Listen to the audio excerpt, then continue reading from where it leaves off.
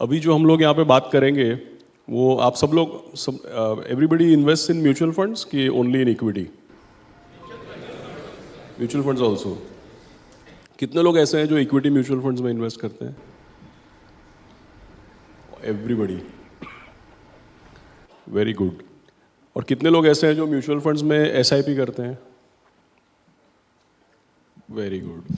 और कितने लोग ऐसे हैं जो म्यूचुअल फंड में एसआईपी के अलावा लमसम इन्वेस्टमेंट भी करते हैं? सब लोग सब करते हैं। उतर जाऊं मैं नीचे अभी? सी बेसिकली दो तीन चीज़ें मेरे को आपको बताना है।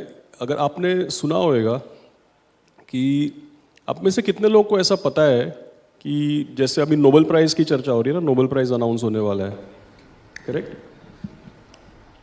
आप में से कितने लोग को पता है कि पिछले 20 साल में इकोनॉमिक्स पता है आपको? जैसे हम लोग म्यूचुअल फंड्स का बात करते हैं, शेयर बाजार का बात करते हैं, फाइनेंस की बात करते हैं, इन्वेस्टमेंट की बात करते हैं, तो शेयर बाजार में जो हम लोग इन्वेस्टमेंट करते हैं, आपके फंड का जो एनएवी चलता है वो शेयरों के दाम चलते हैं तो फंड का एनएवी चलता है, करेक्ट? तो म्यूचुअल फंड का एनएवी, म्यूचुअल फंड का इन्वेस्टमेंट, शेयर बाजार, ये कैसे चलता है? क्योंकि जब कंपनियों का मुनाफा बढ़ता है तो कंपनी का दाम बढ़ता है, करेक्ट? और कंपनियों का मुनाफा कैसे बढ़ता है? अलग अलग कंपनियां इकोनॉमी के अलग अलग क्षेत्र में बिजनेस करती है, कुछ प्रोडक्ट्स बनाती है, कुछ सर्विसेज प्रोवाइड करती है। सो सीधा सीधा हिसाब क्या बैठता है? जैसे सब लोग इंडिया में सब लोग बोलते हैं हमारा अमृत काल आने वाला है, India is the fastest growing large economy in the world, आने वाला 25 साल हमारा है। तो आप लोग सब लोग इतना सारा इकोनॉमी को और अर्थशास्त्र को इतना क्यों फॉलो करते हो? क्योंकि कहीं ना कहीं पे सीधा हिसाब ये बैठता है कि आर्थिक व्यवस्था में जब इजाफा होगा तो कंपनियों का मुनाफा बढ़ेगा। You understood this? इकोनॉमी जब ग्रो होती है तो इकोनॉमी में सबसे बड़े से बड़े पार्टिसिपेंट्स कौन होते हैं? बड़ी कंपनियां होती है, करेक्ट? तो आर्थिक व्यवस्था का इजाफा होएगा, इंडिया का अमृत काल आएगा, पर कैपिटा इनकम बढ़ेगा, ये सब चीज़ें जब होगी, आर्थिक व्यवस्था में इजाफा जब होगा तो कंपनियों का मुनाफा बढ़ेगा, और कंपनियों का मुनाफा बढ़ेगा तो शेयर के दाम चलेंगे, करेक्ट? सो इसका क्या मतलब है कि ये जो mutual fund, investment, stock market, ये पूरा जो सब्जेक्ट है, ये सब्जेक्ट इकोनॉमिक्स का सबसेट है ना। Stock market and investing is a subject of economics, correct? Economics बड़ा सब्जेक्ट है, ये उसके अंदर का सबसेट, इस तरीके से आप इसको बोलेंगे, correct? So economics, stock market, investing, finance, ये सब कुछ इकोनॉमिक्स के अंदर आता है। लेकिन आपको और इकोनॉमिक्स जो आप देखते हैं, समझो आप स्टॉक मार्केट के लिए टेलीविजन देखते हैं, करेक्ट? अखबार पढ़ते हैं, काफ़ी जो आप लोग को फाइनेंस सिखाते हैं ऐसे आप यूट्यूब वगैरह में पढ़ते हैं, देखते हैं, करेक्ट? तो जब भी स्टॉक मार्केट का सब्जेक्ट आता है, समझो आप टीवी देखते हैं, तो वो जब आप टीवी खोल के देखते हैं उसमें तो अक्सर क्या देखने को मिलता है? कभी कभी हम भी आते हैं टीवी में, एक खिड़की में जो एंकर है वो होते हैं, दूसरे खिड़की में हम होते हैं, और दो लोग को छोड़ के पूरा आसपास में क्या होता है? नंबर, ग्राफ, कोई स्क्रोलर होता है, नंबर, ग्राफ, चार्ट और स्क्रोलर होता है, राइट? जब हम बात कर रहे होते हैं तो साइड में कुछ कुछ फ्लैश हो रहा होता है, कभी ग्रीन, कभी रेड, कंटिन्यूसली नीचे टिकर चल रहा है, शेयर के दाम चल रहे हैं, इंडेक्स चल रहा है, करेंसी का दाम चल रहा है, कमोडिटी का दाम चल रहा है, ऊपर हेडलाइंस चेंज हो रहे हैं, राइट? तो आप मानते हैं कि इकोनॉमिक्स और स्टॉक मार्केट जो है ये पूरा मैथ्स का सब्जेक्ट है, फाइनेंस का सब्जेक्ट है, करेक्ट? लेकिन फिर भी आपको पता है कि नहीं पता है, मैंने नोबेल प्राइज़ का जिक्र क्यों किया? क्योंकि पिछले 20 साल में इकोनॉमिक्स का जो नोबेल प्राइज़ है ना, वो ह्यूमन बिहेवियर और ह्यूमन साइकोलॉजी स्टडी करने वाले को दिया गया है। पता था आपको ये? How many of you knew that in last 20 years Nobel Prize in Economics was given to people who study human behavior? How many of you knew this? 1, 2, पूरा हॉल में 3 या 4 लोग, करेक्ट? नाउ आपको पता है, ठीक है, नहीं पता है वो ठीक है, बट इसमें बड़ा कॉन्ट्रडिक्शन है। कितने लोग हैं जिसने स्कूल में और कॉलेज में इकोनॉमिक्स पढ़ा है? मैंने नहीं पढ़ा है, मैं इंजीनियर है। आप लोग हाथ ऊपर करो। How many of you have studied? ऐसा तुरंत नीचे मत कर दो यार। और अभी मैं थोड़ी एग्जाम लेने वाला इधर। स्कूल में या कॉलेज में अर्थशास्त्र पढ़ा है कि नहीं पढ़ा है? तो हाथ ऊपर करो। सबने पढ़ा है। आपको पता है जो स्कूल में और कॉलेज में आपको अर्थशास्त्र पढ़ा है, उसमें सबसे पहला अजम्पशन क्या होता है? अर्थशास्त्र का सबसे पहला अजम्पशन ये होता है that human beings are rational and logical. ये सुना है किसी ने? अकाउंट्स कितने लोग ने पढ़ा है? जैसे मैंने अर्थशास्त्र का अजम्पशन बताया, अकाउंट्स का क्या अजम्पशन होता है? किसने बोला गोइंग कंसर्न? किसने बोला अभी इधर? तुरंत बोला। अकाउंट्स का पहला अजम्पशन होता है इट्स ए गोइंग कंसर्न। मैं इंजीनियर है फिर भी मेरे को मालूम है, right? But you are absolutely right, thank you for that. Accounts जब पढ़ाते हैं सबसे बड़ा अजम्पशन ये होता है कि इट्स ए गोइंग कंसर्न। तो वैसे इकोनॉमिक्स का सबसे बड़ा अजम्पशन और सबसे फाउंडिंग अजम्पशन, बेस, मतलब इसके बिना आप आगे इकोनॉमिक्स पढ़ नहीं सकते। उसका मेन अजम्पशन क्या है? Human beings are rational and logical. मतलब मनुष्य हमेशा वही करेगा जो उसके फायदे में है, जो उसके हित में है और जो उसके लिए सबसे आसान और कन्वीनियंट है। करेक्ट? और ये मैं आपको क्यों बता रहा हूं? क्योंकि आपको उसी इकोनॉमिक्स में ऐसा भी पढ़ाया जाता है, human beings are rational and logical. इसका सबसे बड़ा प्रूफ क्या है मालूम है? क्योंकि उसी इकोनॉमिक्स में आपको पढ़ाया जाता है कि जब किसी चीज का दाम गिरेगा तो उसका डिमांड बढ़ेगा, और जब किसी चीज का दाम बढ़ेगा तो उसका डिमांड घटेगा। ये तो पता है ना, सप्लाई डिमांड, ये तो मालूम है आपको। अब मेरे को पता ऐसा होता है क्या? जब किसी चीज का दाम गिरेगा तब उसका डिमांड बढ़ेगा, और जब किसी चीज का दाम बढ़ेगा तो उसका डिमांड घटेगा। ऐसा इकोनॉमिक्स में अजम्पशन है, बट ऐसा वाकई में होता है क्या? नहीं होता है ना। शेयर बाजार में ऐसा होता है, दाम गिरेगा तो डिमांड बढ़ेगा? नहीं होता है। रियल एस्टेट में ऐसा होता है क्या, दाम गिरेगा तो डिमांड बढ़ेगा? नहीं होता है। गोल्ड में होता है क्या? डायमंड में हुआ क्या? डायमंड में सब असली डायमंड का दाम 30-40% डाउन है, डिमांड बढ़ रहा है क्या उसका? आपके रोलेक्स के घड़ी लेने जाएंगे या कुछ मर्सिडीज गाड़ी लेने जाएंगे, उसमें ऐसा होता है क्या? राइट? तो 50-60 साल पहले जिसने हमको इकोनॉमिक्स पढ़ाया ना, उसको भी नोबेल प्राइज मिला था। उसको भी मिला था। उसको नोबेल प्राइज मिला था ये अजम्पशन करके हमको पढ़ाने के लिए कि human beings are rational and logical. ऐसा अजम्पशन करके आपको इकोनॉमिक्स पढ़ाने का नोबेल प्राइज मिला था उसको। अभी किसी को नोबेल प्राइज मिला ये बोलने को, पहले वाला गलत बोला था। इनका चालू है, आप पढ़ते रहो। करेक्ट? तो हकीकत में ये है कि भाई किसी human beings are not rational and logical. The correct phrase is human beings are emotional and psychological.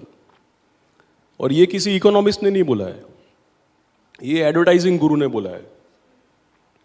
ये एक एडवर्टाइजिंग गुरु ने बोला है, जो ओगिलवी है ना, ओगिलवी एंड माथर, ओगिलवी के एड एजेंसी के वाइस चेयरमैन, उन्होंने बोला है कि human beings are not rational and logical, human beings are emotional and psychological. उसको नोबेल प्राइज नहीं मिला क्योंकि उसने 500 पेज का किताब नहीं बोला था, उसने खाली ये एक स्टेटमेंट बोला था। करेक्ट? सो ये चीज शेयर बाजार के लिए क्यों रेलेवेंट है मैं आपको बताता हूं। शेयर बाजार के लिए ये इसलिए रेलेवेंट है क्योंकि शेयर बाजार जो है उसको, वैसे तो आप स्टॉक मार्केट जानते हैं, it is the longest running live experiment to study human behaviour.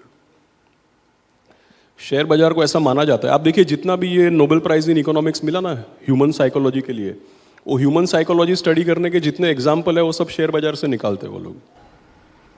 Right? क्यों मैं आपको बताता हूं। जैसे देखिए इकोनॉमिक्स में नोबेल प्राइज ह्यूमन साइकोलॉजी वाले को दिया है। राइट? आपने वो सबसे फेमस इन्वेस्टर कौन है दुनिया का? Who is the most famous investor? Mister Buffett.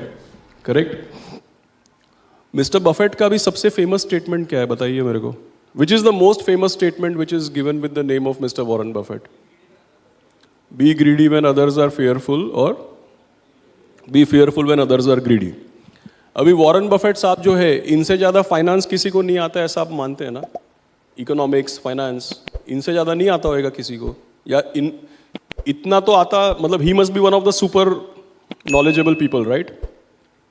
इनका भी सबसे फेमस स्टेटमेंट ये नहीं है कि you should buy companies whose return on invested capital is more than cost of capital in free cash flow terms. इनका भी ऐसा स्टेटमेंट फेमस नहीं हुआ है, करेक्ट? मतलब बफेट साहब सबसे फेमस इन्वेस्टर है ना, तो कंपनी कैसे आइडेंटिफाई करने का उनसे ज्यादा किसको मालूम है? तो उसका सबसे फेमस स्टेटमेंट फाइनेंस पे होना चाहिए था, करेक्ट? बट उनका भी सबसे फेमस स्टेटमेंट फाइनेंस पे नहीं है, बिहेवियर पे है, करेक्ट? उसका भी फेमस स्टेटमेंट क्या है? Be greedy when others are fearful, be fearful when others are greedy. तो बोलने का क्या मतलब है कि अगर आपको ऐसा लगता है कि शेयर बाजार में सक्सेसफुल बनने के लिए मेरे को खाली फाइनेंस और मैथ्स आना चाहिए, तो गलत है। हम लोग भी हमारे कंपनी में इधर लिखते हैं art and science of investing, खाली मैथ्स या साइंस नहीं लिखते, आर्ट लिखते हैं, राइट? वो इसलिए, तो अगर आपको ऐसा लगता है, जितना जताया जाता है, जितना बताया जाता है, उतना मैथ्स उसमें एक्चुअली है नहीं, क्योंकि जो वर्ल्ड का सबसे फेमस आदमी है उसका स्टेटमेंट भी साइकोलॉजी पे है, मैथ्स पे नहीं है, correct? So it is well known fact that to be successful in the market what you need is most, कल जैसे है ना अहमदाबाद में डॉक्टर्स को मेरे को स्पीच देना है, तो उसमें सब्जेक्ट क्या लिखा है मालूम है? The most important organ of your body for success in the stock market. बताओ कौन सा है?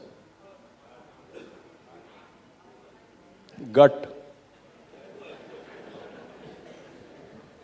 हिम्मत चाहिए, हिम्मत।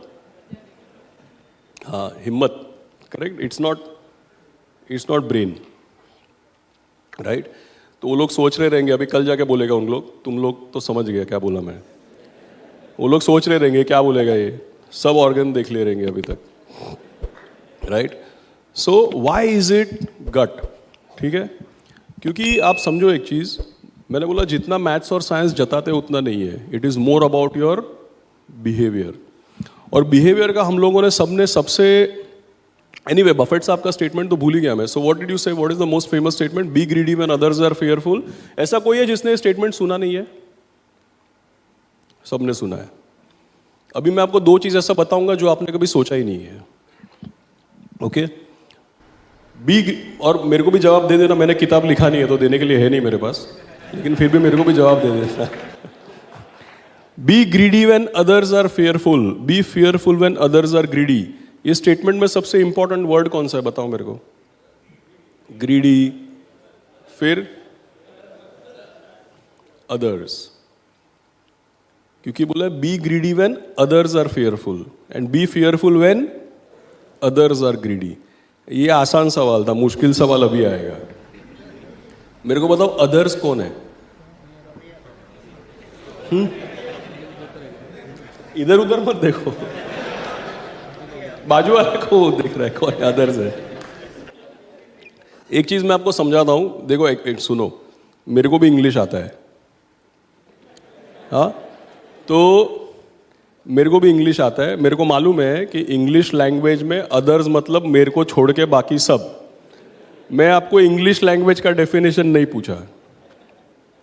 आई did not ask you please tell me what is the meaning of others in English, I know, okay? ये sentence के संदर्भ में मेरे को बताओ अदर्स कौन है? रिटेल। क्या रिटेल कौन बोला? नहीं मैं कुछ नहीं बोलेगा, कौन बोला पूछ रहा हूं खाली। रिटेल, अच्छा, साहब HNI इन्वेस्टर है, बाकी सब रिटेल है।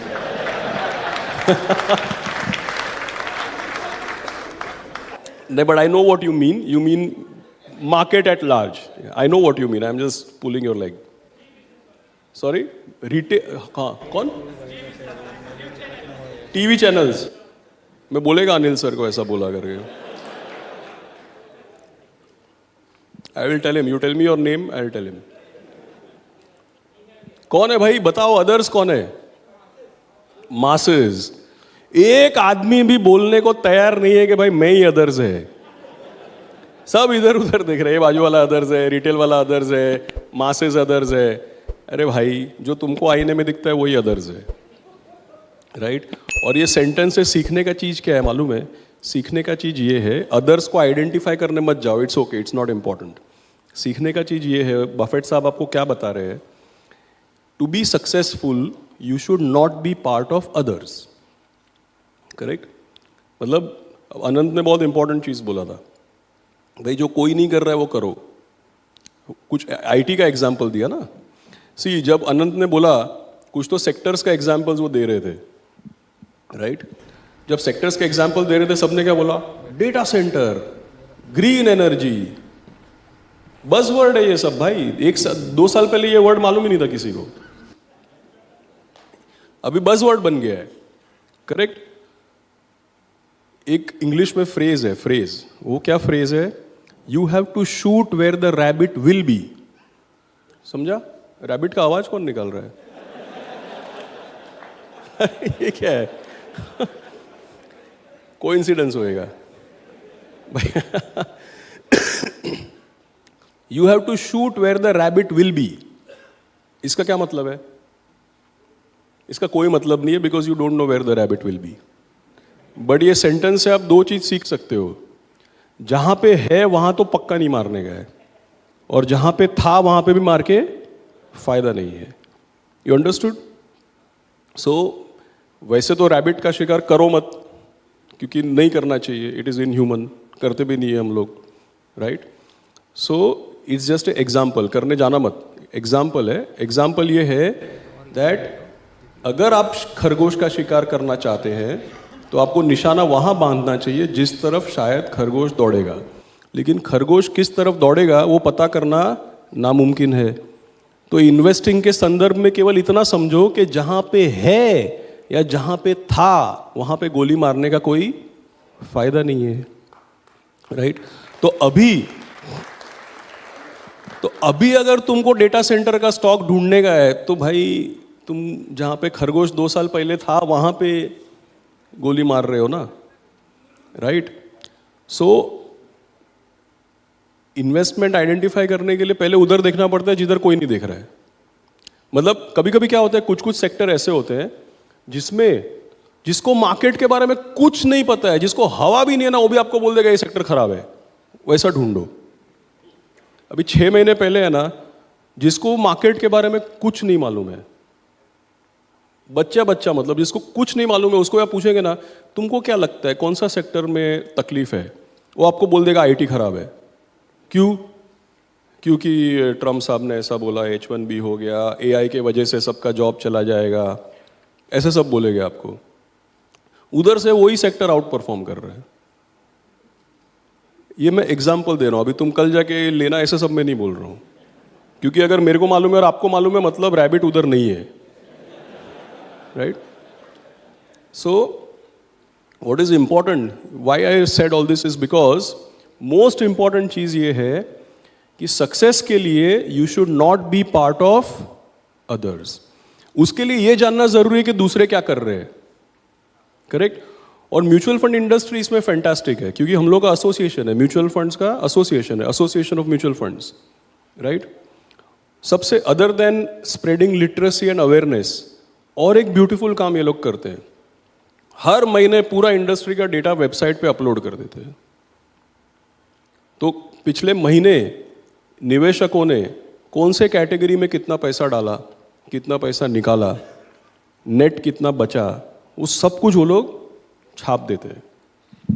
तो अगर आप डेटा देखेंगे तो आपको क्या दिखेगा मालूम है? 1 साल पहले सितंबर 2024 में, मेरे को बताओ सितंबर 2024 में, समझो कि आप म्यूचुअल फंड इंडस्ट्री फॉलो ही नहीं करते, आपको मालूम ही नहीं है, आपने ये डेटा देखा भी नहीं है। आप में से कितने लोग हैं जो एसोसिएशन ऑफ म्यूचुअल फंड्स का वेबसाइट भी मालूम है आपको, और वेबसाइट में जाके डेटा डाउनलोड करने का नहीं किया रहेगा? एक आध पर्सन ने, साहब ने हाथ ऊपर किया, उन्होंने किया होगा। तो समझो आपने ये देखा ही नहीं है, फिर भी मैं आपको इनवाइट करता हूं टू मेक अ गेस। तो आप मेरे को बताओ 1 साल पहले अगर आपने ये डेटा देखा होता, सितंबर 2024 समझो, मार्केट का पीक था ना, इसलिए सितंबर 2024 में म्यूचुअल फंड इंडस्ट्री का कौन सा कैटेगरी में सबसे ज्यादा पैसा आया होगा? बताओ मेरे को, गेस करो। स्मॉल कैप, हाँ, फिर डिफेंस, ऑटो। देखो मोटा मोटी जिन लोगों ने कभी ये सब एनालाइज नहीं किया उसने भी सीधा सीधा जवाब दे दिया स्मॉल कैप और सेक्टर फंड, थीमेटिक फंड जो भी, क्योंकि आप सही बोल रहे, ऑटो था, डिफेंस था, पीएसयू, ये सब चल रहा था, राइट? करेक्ट है। अभी मेरे को बताओ विदाउट सीइंग द डेटा, पिछले 2 महीने में कौन से कैटेगरी में सबसे ज्यादा पैसा आया? Flexi cap, okay. उससे ज्यादा किस में आया?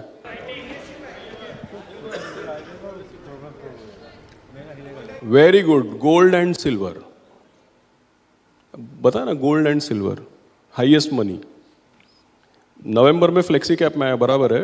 मैं पिछले 2-3 महीने में देखा है, सितंबर अक्टूबर it was gold and silver. तो मेरे को बताओ अभी अदर्स क्या कर रहे हैं? सिंपल है ना। सो ये इतना बार 20 मतलब पता नहीं इतने साल से सब रट रहे, be greedy when others are fearful, be greedy when others are fearful, खुद फिर भी अदर्स में ही जाके बैठ रहे हैं, right? So you should remember that, always remember that, okay.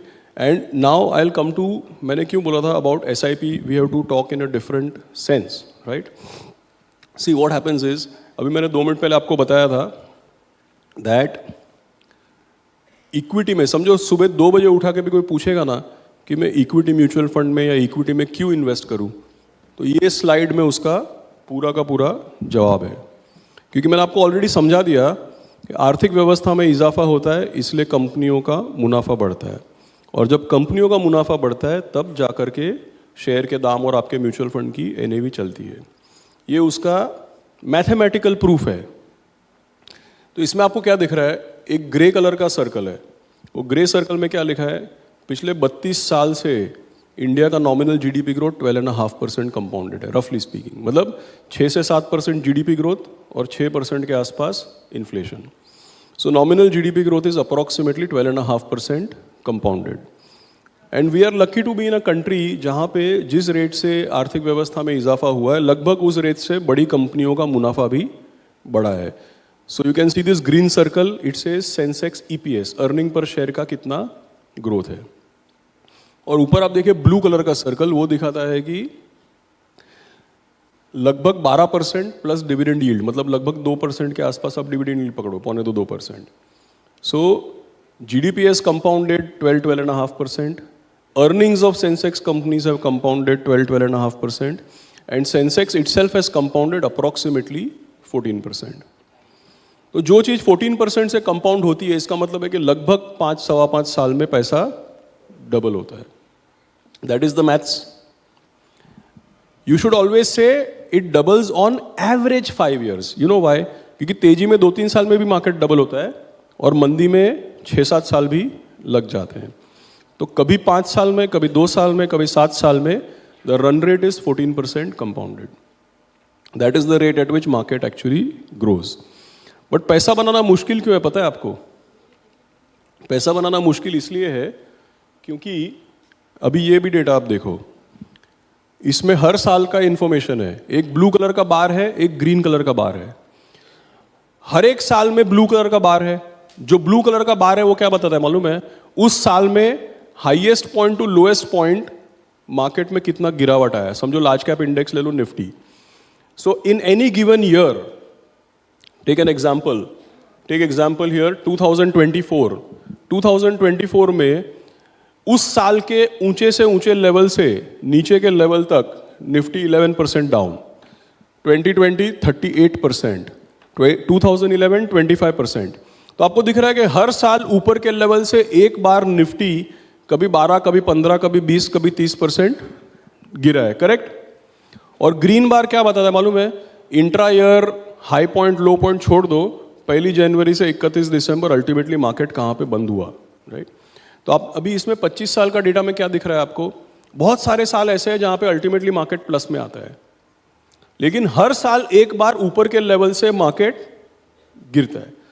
अभी प्रॉब्लम क्या है? लंबे अरसे में 14% कंपाउंडेड है, लेकिन बीच में हर साल में एक बार 15% ऐसे ही। इधर से पूना अगर आपको जाना है 150 किलोमीटर के आसपास है, तो 4 घंटे में पहुंचना चाहिए आपको। लेकिन समझो ऐसा रूल बनाया कि गाड़ी चालू करो आप, जितनी बार 50 किलोमीटर टच होएगा ना, उतनी बार 20 किलोमीटर उल्टा आने का और फिर चालू करने का। बोलेगा बाबा नहीं जाने का, छोड़ दो, नहीं होएगा। करेक्ट। और दूसरा प्रॉब्लम क्या है कि इधर सबका पैसा निफ्टी में तो है नहीं। करेक्ट। इधर सबका पैसा स्मॉल कैप मिड कैप में है, तो उसका डेटा तो और भी खतरनाक है। स्मॉल कैप इंडेक्स हर साल ऊपर के लेवल से एक बार 20-25% गिरने में नया बात ही नहीं है कोई, हर साल होता है। आप देखिए ये साल भी अभी भी 1 जनवरी से 30 नवंबर 5% डाउन है, और खराब से खराब समय जब अप्रैल में आया ना तो 23% डाउन था। करेक्ट। और औसतन कभी भी स्मॉल कैप इंडेक्स 30-35% गिरे या 25% गिरे तो उसमें नया कोई बात नहीं है। Right. Now if you are, आपने सबने हाथ ऊपर करके बोला सब SIP करते हैं। अभी now I am coming to the end of the presentation. अभी दो कंसेप्ट को आप मिक्स करो। पहले पार्ट में मैंने आपको क्या बताया, ज़्यादा मैथ्स पे ध्यान नहीं देने का, बिहेवियर और साइकोलॉजी पे ध्यान देने का। दूसरा चीज मैंने आपको क्या बताया, you should not be part of others. अभी ये डेटा देखो आप, जितने लोग SIP करते हैं ना, कई लोग ऐसे होते हैं, और आपका बात नहीं कर रहा हूं मैं, अदर्स का बात कर रहा हूं, बुरा मत मानना। कई लोग ऐसे हैं जब तक वैल्यू पॉजिटिव होता है ना, वो खुशी से SIP चल रहा है। 2-3 महीना नीचे गया तो बोलेगा अरे रुकते हैं भाई, नीचे आएगा फिर चालू करेंगे। करेक्ट। जो लोग अपना SIP बीच में रोक देते हैं ना, उसका रिटर्न ऑलवेज बिलो एवरेज आएगा। करेक्ट। जो लोग SIP कंटिन्यूसली चलने देते हैं, उसका रिटर्न एवरेज आएगा। अबव एवरेज रिटर्न लाने का क्या तरीका है बताओ मेरे को। सॉरी, नीचे जाएगा तो, हाँ अभी देखो मैं आपको एक चीज बताता हूं। I am a science student, chemical engineer. ये जो वातावरण है ना यहाँ पे, ये जो एनवायरमेंट या एटमॉस्फेयर है ना, इसको हम साइंस स्टूडेंट है ना, इसको बोलते हैं कंट्रोल्ड एनवायरमेंट। कंट्रोल्ड एनवायरमेंट का क्या मतलब है कि आप लेबोरेटरी के अंदर है, मतलब AC चल रहा है, सैटरडे इवनिंग है, मार्केट भी बंद है, आप ना ही screener, Moneycontrol, trend line कुछ नहीं देख रहे हैं। करेक्ट। शांति से बैठे हैं आप, तो आपको जो मैं बोल रहा हूं ना वो सीधा एकदम बराबर दिमाग में जा रहा है। करेक्ट। मंडे को मार्केट खुला और 2% नीचे गया ना, आप भूल जाएंगे मैं क्या बोल रहा हूं। करेक्ट। उसको क्या बोलते हैं, सो ये लेबोरेटरी एनवायरनमेंट है, इसको बोलते हैं controlled environment. Monday morning market 2% नीचे खुला तो क्या बोलते हैं, लाइव एनवायरनमेंट। लाइव एनवायरनमेंट में ऐसा नहीं होता है। Correct. So what is important is this, अपने को 2-3 चीज फिक्स्ड है। देखिए मार्केट में लोगों को लगता है अरे बहुत अनसर्टन है, मेरे को ये नहीं मालूम, मेरे को नहीं मालूम। मैं आपको उल्टा बोलता हूँ, मार्केट में एक्चुअली जैसे टेक्नोलॉजी की बात आती है ना, जेफ बीजोस है। Jeff Bezos is obviously founder of Amazon. He is in the technology business for 30 years। उन्होंने क्या बोला था, उन्होंने most famous statement he said is don't focus on what will change. उन्होंने बोला कि भाई आप तो टेक्नोलॉजी में है, टेक्नोलॉजी में तो हर साल सब कुछ चेंज हो जाता है, तो आप कैसे प्रेडिक्ट करते, कैसे काम करते। बोलते सब कुछ चेंज हो जाता है, मालूम है मेरे को, इसीलिए मैं उस चीज पे ध्यान देता हूं कि what will not change. Don't focus on what will change, you focus on what will not change. Correct. So stock market में भी ना ऐसा बहुत चीजें जो पता नहीं है लोगों को। You don't focus on what you don't know, you focus on what you know. In stock market also focus on what will not change. Now I will tell you what will not change और what doesn't change. लंबे अरसे में market पैसा compound करता है। ये सारा ऊंच नीच के बाद, देखो मैं 1999 में स्टार्ट किया है। When I was in the market in 1999 ना, तो हर दूसरे साल कुछ ना कुछ कांड होता था। मेरे को लगता था करियर ही गलत ले लिया मैंने। तभी मार्केट का रेपुटेशन बहुत खराब था, और तभी PPF का रेट 12% था, रिजर्व बैंक ऑफ इंडिया का RBI बॉन्ड का रेट 12% था। तो लोग क्या बोलते थे, भाई तुमको गवर्नमेंट 12% टैक्स फ्री दे रहा है तो तुम क्यों मरने जा रहे हो वहां पे। तो जिसको खेलने का था वो ही जाता था उसमें. If government is paying you 12% tax free, why you will do all this? Past performance is not indicator of future, but you should consult your advisor. अरे बाबा, स्टेट बैंक 12% देगा ना तो कोई एडवाइजर का जरूरत नहीं है, right? You don't need all this. So when I started my career, that was the environment that हमको लगा हम गलत ही जगह में आ गए. अभी आप लोगों का एक एडवांटेज है, आप लोगों का ऐसा सब 32 ईयर का हिस्ट्री है. उसमें क्या दिखाते? ऊपर नीचे होएगा, अल्टीमेटली इकोनॉमी कंपाउंड करेगा तो प्रॉफिट कंपाउंड करेगा, प्रॉफिट कंपाउंड करेगा तो आपको हम ये बता सकते हैं कि कोई ऐसा डेटा है. जब हमने काम चालू किया तो ऐसा डेटा ही नहीं था. और डेटा आएगा किधर से? 1992 में तो लिबरलाइजेशन हुआ. 1992 के बाद तो प्राइवेट सेक्टर आया. प्राइवेट सेक्टर आएगा तो फॉरेन इन्वेस्टमेंट आएगा ना. उसके पहले का हिस्ट्री, बहुत लोग है ना स्टॉक मार्केट का हिस्ट्री 1979 से चालू करते हैं. इररेलेवेंट है. You should always start stock market history from 1992, because before 1992 there was no private sector and there was no foreign investment. After 1992 most of the sectors got private investment. Okay, so coming to the point, last 2 minutes. 3-4 चीजें fixed है. मैंने क्या बोला? Market समझने के लिए उस पर ध्यान दो कि क्या फिक्स्ड है, क्या चेंज होएगा उसके ऊपर टाइम ज़्यादा मत डालो. तो क्या चीज़ें होती है? लंबे अरसे में पैसा डबल डिजिट में कंपाउंड होता है. लंबे अरसे का मतलब, लंबे अरसे का क्या मतलब होता है? What is the meaning of long term? नहीं, जब तक वाकई में डबल नहीं हो जाए तब तक. ऐसा थोड़ी, कभी 2-3 साल में होता है, कभी 7-8 साल में होता है. ऐसा डिफाइन करने बैठेंगे तो नहीं होएगा. Correct? You have to stay. अरे बाबा, ये कैसा क्रिकेट मैच है मालूम है? इसमें 20 ओवर, 50 ओवर, 5 दिन, कोई लिमिट नहीं है. इसका रूल क्या है मालूम है? जब तक तुम आउट नहीं होता है ना तब तक तुम रहो पिच पे. जितना रन ले सकते लो. आउट हुआ तो गया, दूसरा चांस नहीं है. Right? So don't put all this time limits in the long run market. So what is fixed in the long run? कभी 3 साल, कभी 7 साल, 5 साल, जो भी है. In the long run market has given double digit compounding. वो fixed है. ऐसा हुआ है, आपको इनफ डेटा है आपके पास. सो लंबे अरसे में मार्केट पैसा कंपाउंड करता है. पहला बात. दूसरा बात, हर साल ऊपर के लेवल से एक बार गिरता है, गिर के फिर उठता है. क्योंकि औसतन हर 18 से 24 महीने में न्यू हाई बनता है मार्केट का.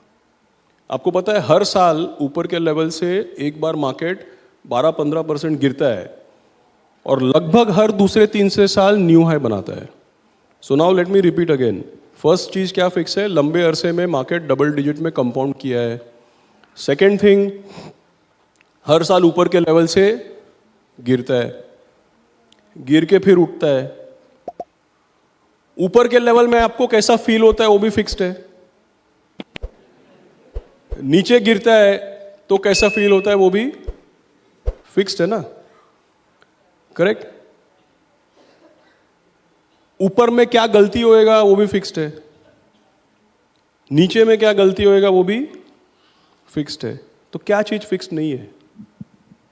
कौन सा चीज फिक्स्ड नहीं है? किस कारण से गिरेगा वो फिक्स्ड नहीं है.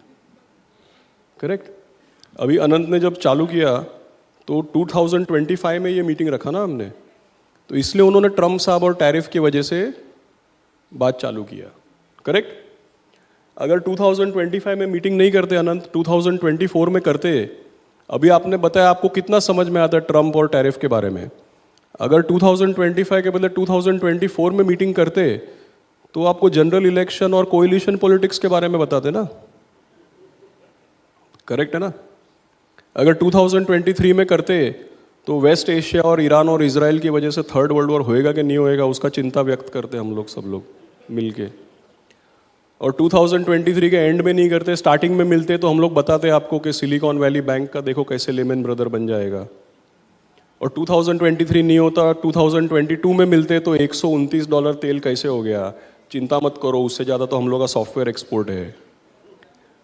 और 2022 में मिडल के बजाय स्टार्टिंग में करते तो रशिया ने यूक्रेन को क्यों अटैक किया, तो उसको नेटो ज्वाइन, अभी जिसको हवा नहीं है कुछ वो बोल रहे वो नेटो ज्वाइन करना चाहिए कि नहीं करना चाहिए.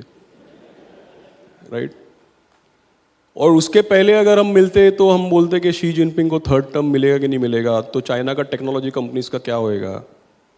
करेक्ट? उसके पहले मिलते तो सेकेंड वेव का बात कर रहे होते, उसके पहले का मेरे को याद नहीं है। एक बार कभी IL&FS डिफॉल्ट हुआ, एक बार कभी GST आया, कभी डिमोनेटाइजेशन आया। सो पॉइंट क्या है मालूम है, 3-4 चीज़ें फिक्स्ड है। क्या चीज़ फिक्स्ड है? लंबे अरसे में मार्केट पैसा कंपाउंड करता है। हर साल ऊपर के लेवल से एक बार गिरता है, गिर के फिर उठता है। ऊपर जाता है तो आपको लगता है अपुनिज भगवान है, नीचे जाता है तो आपको लगता है बाकी सब मिले हुए हैं, सब चोर हैं। Correct? This has nothing to do with delights. Correct? तो ऊपर जाएगा तो कैसा लगेगा, वो भी फिक्स्ड है। नीचे जाएगा कैसा लगेगा, वो भी फिक्स्ड है। तो क्या चीज़ फिक्स्ड नहीं है? कौन से सब्जेक्ट में अगले साल PhD करने का, वो फिक्स्ड नहीं है। आपको मालूम है अगले साल हम लोग मीटिंग करेंगे तो कौन सा सब्जेक्ट में बात करेंगे?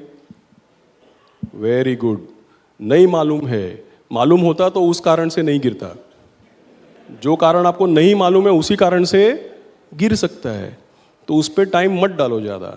और इसमें SIP के लिए क्या मैसेज है पता है आपको? जो लोग SIP करते हैं उन लोगों को ध्यान से समझना चाहिए एक चीज़। अगर आप SIP लगाते हैं और वैल्यू गिरने पे रोक देते हैं तो आपका SIP करने का कारण पूरा फ्लॉप है, क्योंकि आप ऊपर के लेवल में लगा रहे हैं, जैसे वैल्यू गिरेगा आप रोक रहे हैं तो आपको बिलो एवरेज रिटर्न मिलेगा। एक्चुअली जो SIP चलने देगा उसको एवरेज रिटर्न मिलेगा। अबव एवरेज रिटर्न करने का क्या तरीका है मालूम है? जब आप SIP रजिस्टर करते हैं ना, तभी आप अनंत सर से अग्री कर लो। क्या अग्री कर लो? उनको बोलो कि सर देखो, जब हम SIP करेंगे ना तो 12 महीने में 12 इंस्टॉलमेंट लगेगा। हाँ, लेकिन समझो स्मॉल कैप में SIP किया है, मिड कैप में SIP किया है, तो आप उनको क्या बोलेंगे? सर अपना 12 महीने में 12 इंस्टॉलमेंट लगेगा। लेकिन जब भी प्रीवियस हाई लेवल से NAV 15% गिरेगा ना, तो मेहरबानी करके मेरे को एक लिंक भेजना 2 इंस्टॉलमेंट ज़्यादा डालने के लिए। You understood that? That is the only way you will get. अभी ऐसा करने का क्या फायदा है? ऐसा करने का क्या फायदा है? ऐसा करने का फायदा ये है कि पहले तो आप अदर्स में आएंगे नहीं, क्योंकि जितना लोग ने ताली बजाया ना उतना लोग वो इंस्टॉलमेंट भरने वाला है नहीं। वो बोलेगा अरे रुको रुको और गिरने वाला है, रुको और गिरने वाला है, ऐसा बोलेगा। कितना गिरेगा अपने को मालूम नहीं है। और मैंने पहले ही बोल दिया कि 15% गिरेगा उसके बाद डालने बोलना। मैंने ये नहीं बोला 1% गिरेगा तो पैसा डालो। Correct? So the only way to do an SIP is to mix it with some lump sum and to get above average return. See, above average return लाने के लोग ये सेक्टर ले ले, वो थीम ले ले, ये फंड मैनेजर अच्छा है, वो AMC खराब है, इतना मेहनत करते हो above average return लाने के लिए। मार्केट को आउट परफॉर्म करने के लिए इतना मेहनत है ना पूरा। Simplest way to outperform the market is that you let your SIP run for 12 months per year. हाँ, and every time the market falls more than 15% from the previous peak, you start putting more installments. तो क्या होएगा? Automatically above average आएगा। Automatically you will become a contra investor. Automatically you will not be part of others, and you will unnecessarily not focus only on the maths, and you will ensure that you are doing what others are not doing. Okay, so all the best to you. Thank you very much.